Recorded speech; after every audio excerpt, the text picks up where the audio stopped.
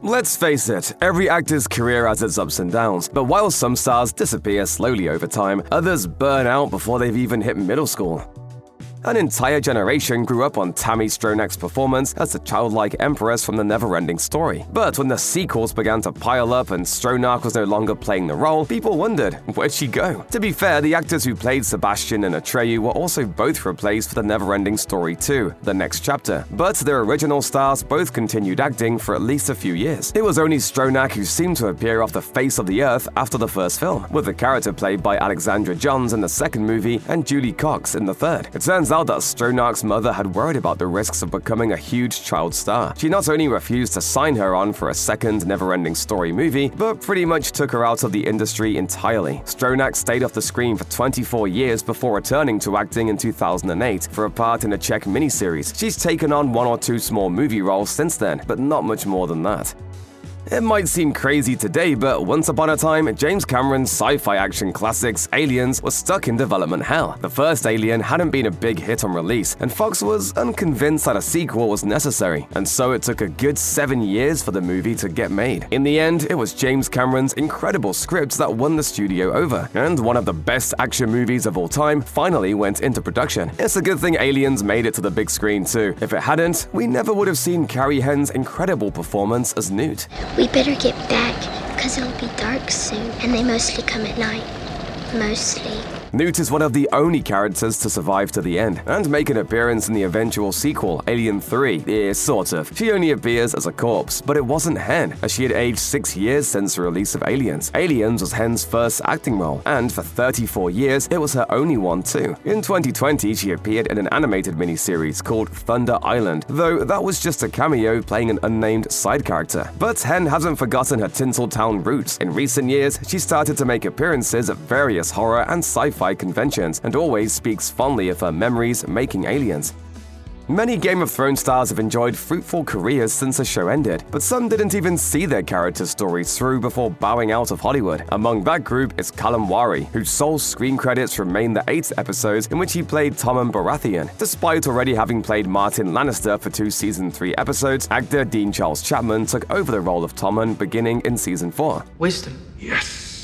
Wisdom is what makes a good king. Chapman continued to play the character through Tommen's death in the final episode of Season 6. Martin Lannister was already dead by that point, of course, so nobody needed to take over playing him after Chapman switched to Tommen. No official reason was ever given as to why Wharry was replaced, but it's generally assumed that Tommen's increasingly complex and mature storylines necessitated an actor who was older and more capable. Only a handful of Modern Family characters appeared in every single episode of the show: Jay, Gloria, Claire, Phil, Mitchell, and Cam. On the other side of the spectrum, there's one character who wasn't even played by the same actor throughout the entire run of the series: Lily Tucker Pritchett. Oh. When the show began, the part of Lily was played by twins, Ella and Jaden Hiller. Things were fine for Season 1, but during Season 2, the Hiller girls began to grow up, and they soon became aware of the fact that they were actors on a TV show. Sadly, they didn't really click with the experience. When their mother informed producers that she was taking her girls off the show, they tried to talk her out of it and even offered more money, asking how they could make the experience better for the young actors. But their mother prioritized her daughter's happiness over a paycheck, and she pulled Ella and Jaden from the show. At that point, 4-year-old Aubrey Anderson Emmons was brought in to take over as Lily, playing her for the remainder of the series. Ella and Jaden Hiller have not returned to acting since. In 2014, acclaimed filmmaker Guillermo del Toro branched out into the world of television with The Strain, running for 4 seasons on FX. The series begins with the release of a virus capable of turning humans into vampires. Among the sizable cast of main characters was Zach Goodweather, son of series lead Dr. F. Goodweather. In Season 1, Zach was played by actor Ben Hyland, who had previously appeared in a number of other shows and movies. But in the lead-up to Season 2, The Strain showrunner and executive producer Carlton Cuse revealed that actor Max Charles would be taking over as Zach going forward. Cuse told Deadline, "We recast this part due to some specific story needs we have downstream. We are sad to see Ben go. He is a very talented actor and a wonderful person. We will all miss him and thank him for his great work." Some took that to mean that Hyland wasn't cutting it talent-wise and didn't seem like he was going to have the chops to handle Zach's role going forward. Either way, it's been 10 years since Hyland was replaced in The Strain, and he has yet to add any additional work to his resume. Children seemed to be everywhere on the horror scene in the late 70s and early 80s, and Damien Thorn might well have been the scariest of them all. Damien is the main antagonist of the 1976 horror classic, The Omen. In the movie, he is secretly swapped by a man whose wife lost her own baby at childbirth. But it doesn't take long before the family realizes that Damien is far from a normal child. He's killed once, he'll kill again. He'll kill until everything that's yours is his. Harvey Spencer Stevens made his screen debut as Damien in The Omen, and he was just 6 years old when the movie was released. His performance was acclaimed by critics and even earned him a Golden Globe nomination. But when Damien Omen 2 came out 2 years later, the character was instead played by Jonathan Scott Taylor. So what's happened to Stevens? According to the actor himself, he just wasn't particularly interested in pursuing a career in acting, and the notoriously troubled production of The Omen certainly didn't give the young actor the best first impression of the industry. While Stevens did play a small role in the 1980 TV movie Gauguin the Savage, this was far from Hollywood, and it was the last role he would take for 26 years. In 2006, he made a brief cameo as a tabloid reporter in the 2006 remake of The Omen, which remains his most recent screen credit.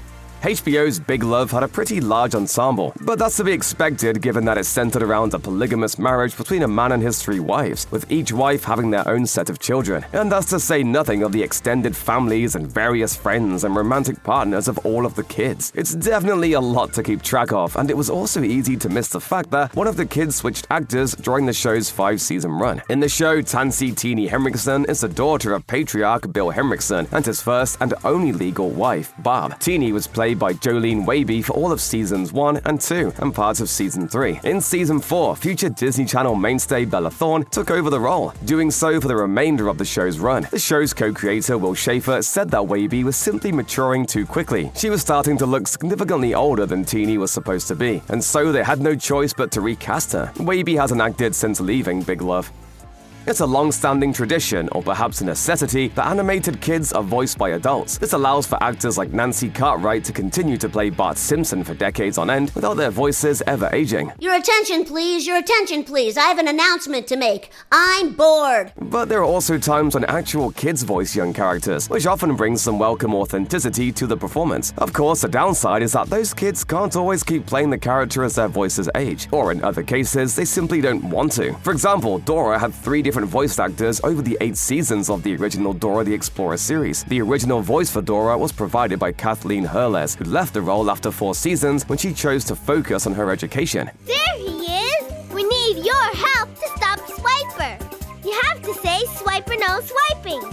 Say it with us. She eventually returned not only to voice acting, but the Dora franchise specifically, playing Dora's mom in the 2024 reboot series Dora. Replacing her in the original series was Caitlin Sanchez, who beat out around 600 other girls to score the high-coveted role. But Sanchez only played Dora for 35 episodes across a 3-year stint, before Nickelodeon decided that her voice was already past its sell-by date. At that point, Fatima Tachek became the 3rd Dora. She saw the role through to the end of the original series, as well as both seasons of the sequel series, Dora and Friends, Into the City. Sanchez later filed a lawsuit against Nickelodeon, alleging that the studio had underpaid her royalties from reruns of her episodes, as well as intentionally pressuring her into signing an unfair contract. Dora remains her most recent screen credit of any kind.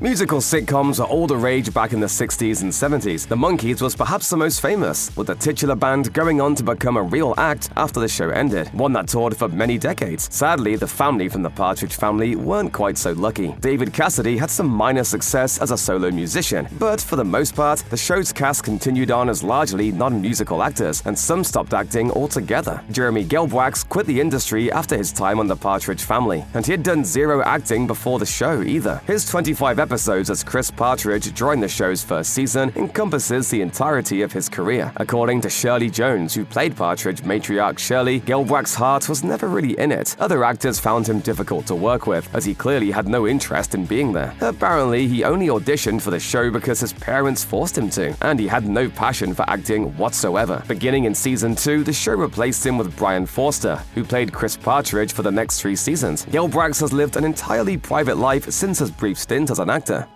When people start asking about what the cast of Jane the Virgin is up to these days, no one ever talks about Joseph Sanders, and that's despite the fact that he played a pretty important character, Mateo, the son of Jane and her husband, Raphael. But Sanders wasn't the actor who played Mateo the longest, nor was he the most recent. That distinction belongs to Elias Jansen, who played the character for seasons 4 and 5 of the show. Sanders wasn't the first Mateo either. The character was initially played by several different babies and infants in his earliest appearance. It wasn't until Mateo hit 4 years old that he got his first semi-permanent performer in Sanders, who played him for 11 episodes. But Jansen took over for the long haul, just as the character started to come into his own. As for Sanders, his short stint on Jane the Virgin is one of the only 2 acting credits to his name. The other was a small role credited as liquor store clerk in the 2021 indie caper comedy Zola.